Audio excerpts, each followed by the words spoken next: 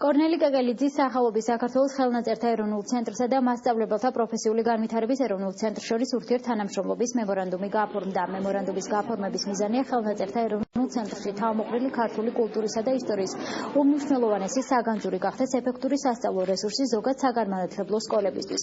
მემორანდუმის გაფორმების ცერემონიალზე სტუმრებს საშუალება ჰქონდათ დაეთვალიერებინათ მუდმივ მოქმედი გამოფენა ქართული ხელნაწერი, ასევე საგანგებო გამოფენა სიმართლე თებერვალზე, რომელზედაც წარმოდგენილი იყო ემიგრანტების პირად არქივებში დაცული მასალა 1921 წლის 25 თებერვლის შესახებ. შესაბამისად ის დაკარგული იქნება როგორც საგანმანათლებლო პედაგოგების პროფესიული განვითარების ეროვნულმა ცენტრმა და ხელნაწერების ცენტრმა ხელი მოვაწერეთ ურთიერთთანამშრომლობის მემორანდუმს, რომელიც ითვალისწინებს ორი ცენტრის რესურსების გაერთიანებას იმ მიმართულებით, რომ პედაგოგებს, მოსწავლეებს ჰქონდეთ საშუალება და მათთვის ხელმისაწვდომი იყოს ხელნაწერთა ის ფონდებიდან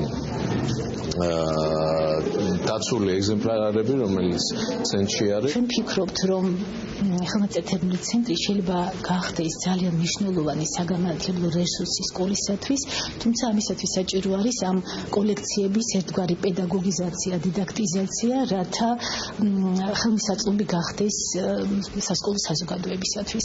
ნებისმიერი დარგის მიმართულების უბრალოდ ფილოლოგი და ისტორიკოსი შეიძლება რომ მოგზანდეს, აქ გაიაროს რაღაც კურსები, აქ გაიაროს სტაჟირება, აქ მიიღოს რაღაც სერტიფიკატი, გამოიყენოს ეს სკოლაში პედაგოგიური მოღვაწეობისას და რაც მთავარია, აქტიური ჩაბმა ყველაფერში მასწავლებლების და მოსწავლეების.